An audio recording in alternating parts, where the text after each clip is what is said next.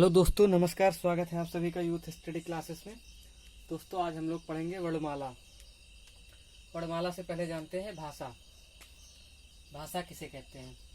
भाषा संस्कृत के शब्द से बना है। भाषा का अर्थ है बोलना। भाषा का अर्थ है बोलना। भाषा की सार्थक इकाई वाक्य है। ठीक है दोस्तों, भाषा संस्कृत के शब्द से बना है। भाषा का अर्थ है बोलना। भाषा की सार्थक इकाई है वाक्य। अब वाक्य से छोटा, वाक्य से छोटा, वाक्य से छोटा उपवाक्य, उपवाक्य से छोटा पदबंध, पदबंध से छोटा पद, और पद से छोटा अक्षर, अक्षर से छोटा ध्वनि, ध्वनि से छोटा वर्ण। ठीक है दोस्तों, अर्थात हम कह सकते हैं कि ये सबसे छोटा है। छोटा। ठीक है दोस्तों, ये सबसे छोटा है। और सबसे बड़ा क्या है? वाक्य।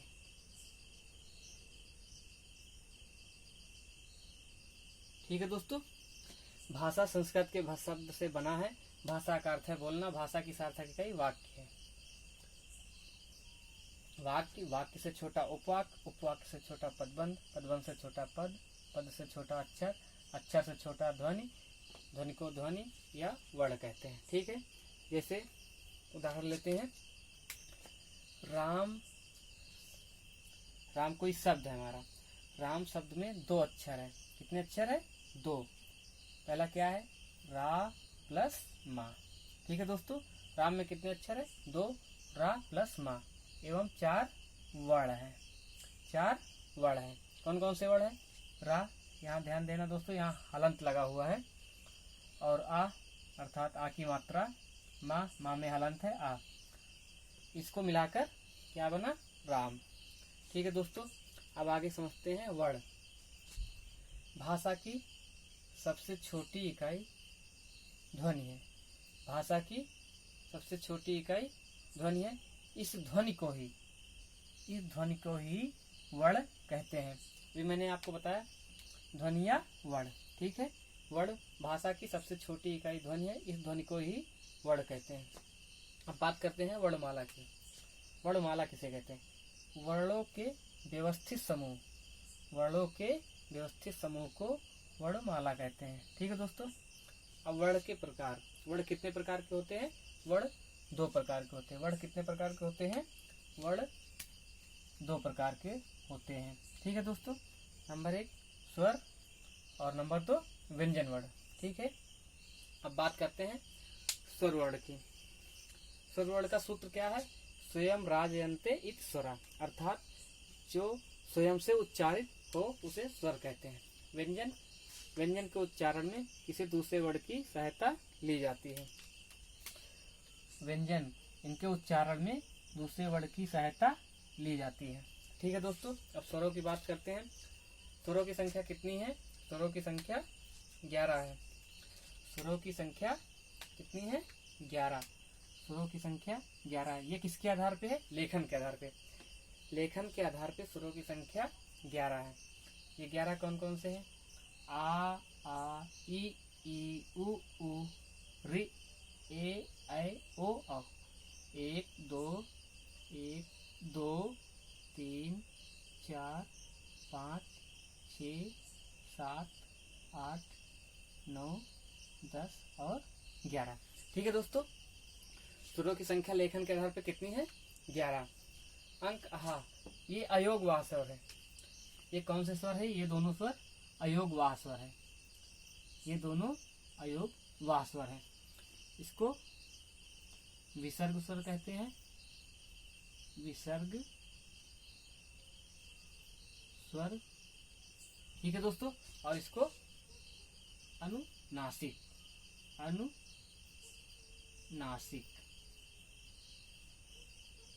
अनुनासिक स्वर। ठीक है दोस्तों, ये दोनों हमारे विसर्ग स्वर हैं। और इनको क्या कहते हैं? अनुनासिक और विसर्ग, इन दोनों को क्या कहते हैं? अयोगवाह स्वर। ठीक है दोस्तों, उच्चारण के आधार पर स्वरों की संख्या, उच्चारण के आधार पर स्वरों की संख्या कितनी है? 10। लेखन के आधार पे स्वरों की संख्या 11 थी और उच्चारण के स्थान पे स्वरों की संख्या 10 है। अब इस 10 में इसको नहीं गिनते, इस 10 में री को नहीं ऐड करते, इसको नहीं काउंट करते, उच्चारण के स्थान पर इस री को नहीं लेते। ठीक है, स्वरों की संख्या कितनी है 11, वो भी किसके आधार पे, लेखन के आधार पर। अगर पूछेगा कभी क्वेश्चन उच्चारण के स्थान पे स्वरों की संख्या, तो उच्चारण के स्थान पे स्वरों की संख्या कितनी हो जाएगी 10। इन 10 में री को नहीं लेते। अब बात करते हैं व्यंजन की। व्यंजन का वर्ग में जैसे का, खा, गा, घा, अंगा, चा, छा, जा, झा, इया, टा, ठा, डा, ढा, अड़ा, ता, था, दा, धा, ना, पा, फा, बा, भा, मा। ठीक है दोस्तों, ये जो हमारे 5 वर्ग है, यहाँ से लेके ये, यहाँ से लेके का वर्ग से लेके ता वर्ग तक, इनको क्या कहते हैं, स्पर्श व्यंजन। का से ता वर्ग, इधर मैं लिखे दे रहा हूँ, का से का वर्ग से ता वर्ग तक इनको हम क्या कहते हैं, स्पर्श व्यंजन। इनको क्या कहते हैं, स्पर्श व्यंजन।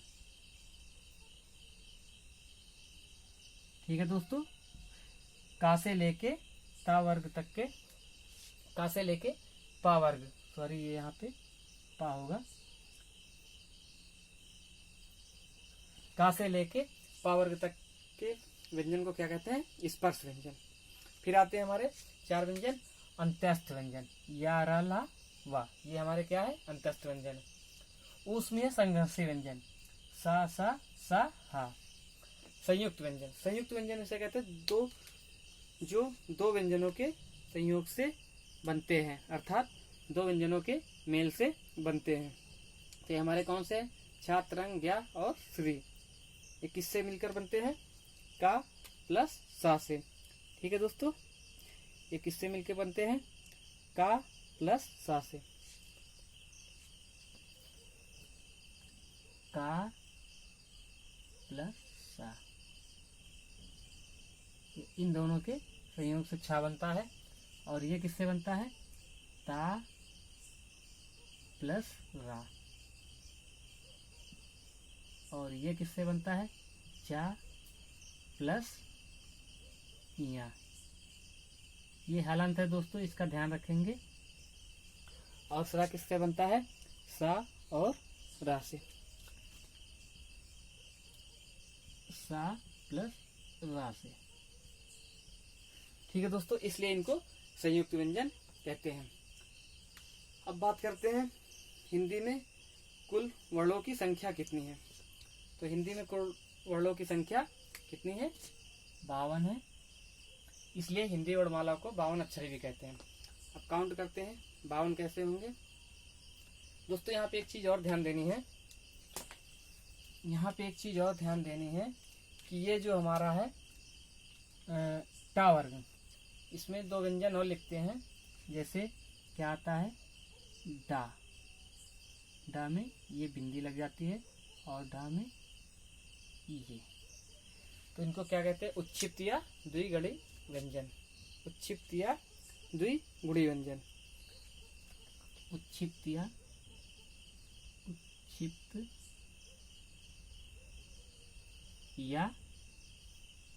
द्विगुणी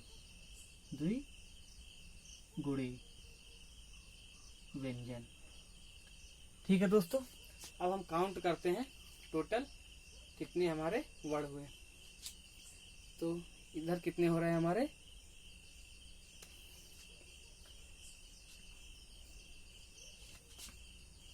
स्पर्श व्यंजनों की संख्या कितनी हो गई, स्पर्श व्यंजन, स्पर्श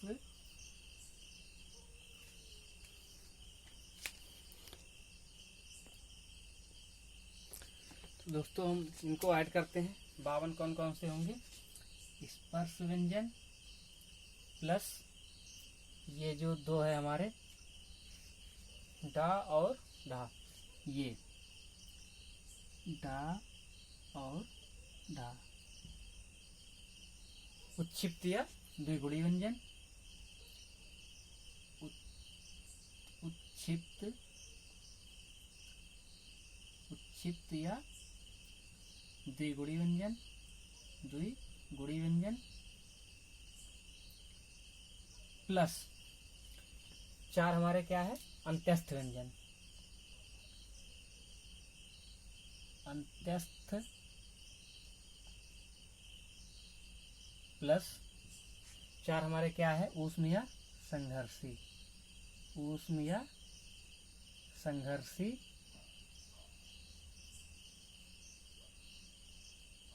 प्लस 4 हमारे क्या है, संयुक्त व्यंजन,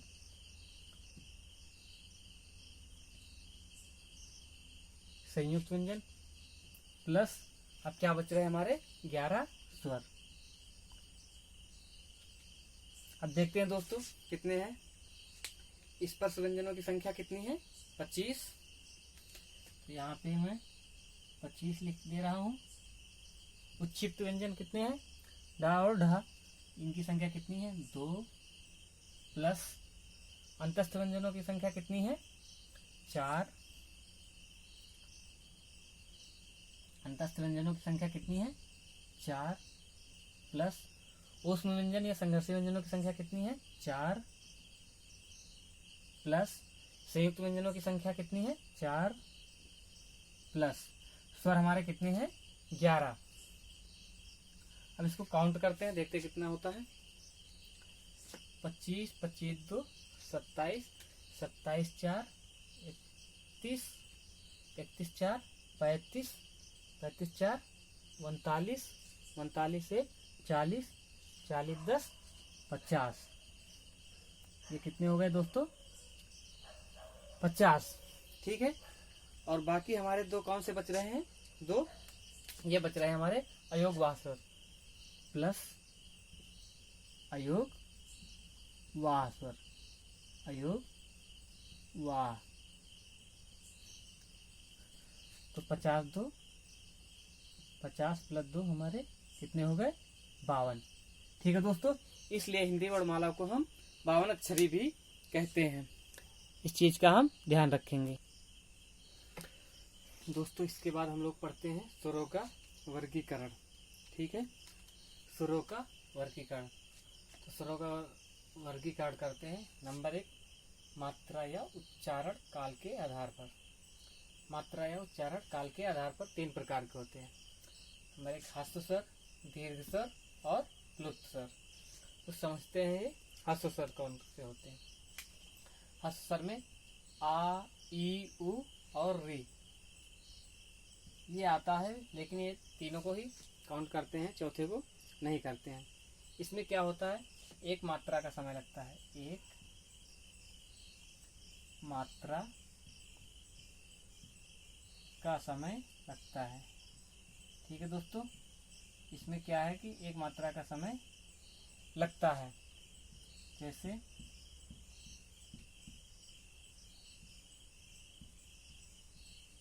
इसमें एक मात्रा का समय लगता है। ठीक है, अब बात करते हैं दीर्घ स्वर की। दीर्घ स्वर में कौन कौन से आते हैं, आ, ई, उ, ए, ऐ, ओ, औ, अहा। इसमें क्या है, इसमें 2 मात्रा का समय लगता है। ठीक है दोस्तों, इसमें 2 मात्रा का समय लगता है। तो मात्रा का समय, इसमें 2 मात्रा का समय लगता है। प्लुत स्वर, प्लुत स्वर का केवल एक ही उदाहरण है, जैसे ओम, ये 3 मात्रा का चिन्ह है, इसमें 3 मात्रा का समय लगता है। 3 मात्रा का समय लगता है।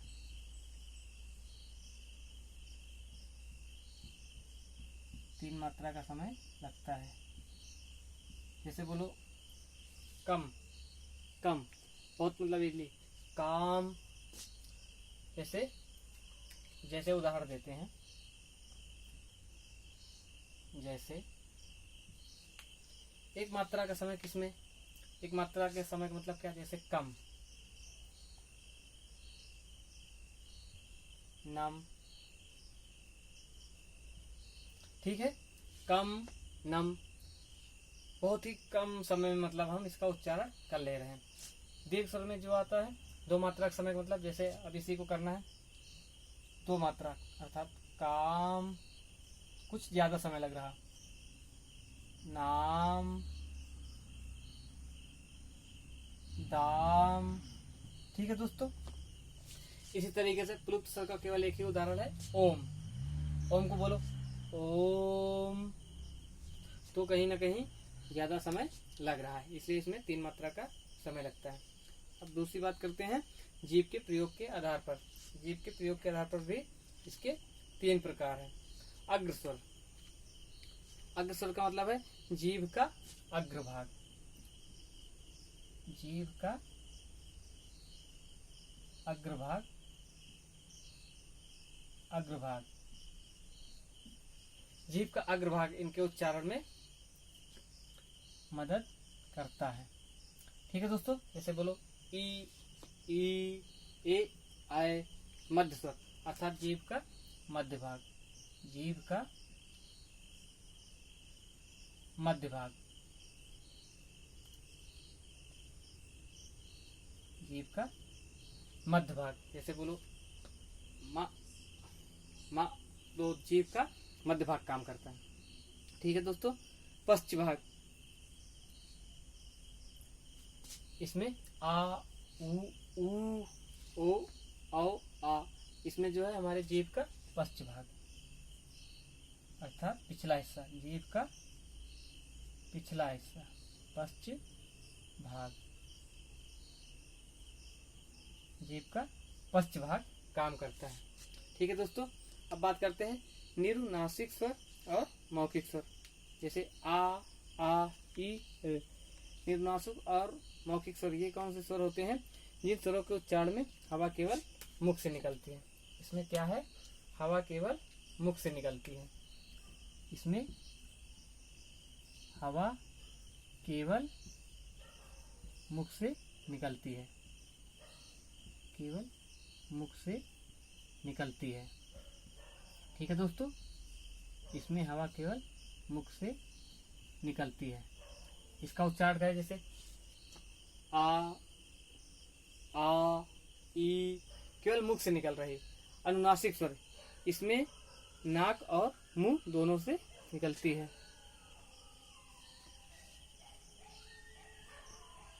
इसमें मुंह के साथ साथ, मुख के साथ हवा नाक से भी निकलती है, नाक से भी निकलती है, ठीक है दोस्तों। इसमें हवा मुख के साथ साथ नाक से भी निकलती है। अब जैसे अयोगवाह स्वर, अनुस्वर और विसर्ग, अनुस्वर और विसर्ग ये दो तरीके के होते हैं। अयोगवाह स्वर कितने होते हैं, दो, अनुस्वर और विसर्ग। अनुस्वर में जैसे अंक, अंक लिखते हैं ना अपने लोग, अंक, ठीक है दोस्तों। तो ये हमारा क्या हो जाएगा, अनुस्वर। विसर्ग जैसे लिखते हैं अतः, अतः, अतः, तो ये हमारा विसर्ग हो जाएगा।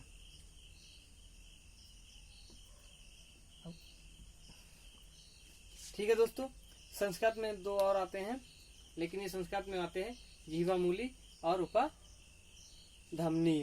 तो ठीक है दोस्तों, इस प्रकार से स्वरों का वर्गीकरण कंप्लीट हो गया। अब हम अगले लेक्चर में बात करेंगे व्यंजन से संबंधित, सघोष अघोष क्या है, उनके उच्चारण स्थान। और ठीक है दोस्तों, आज के लिए इतना ही। नमस्कार, जय हिंद।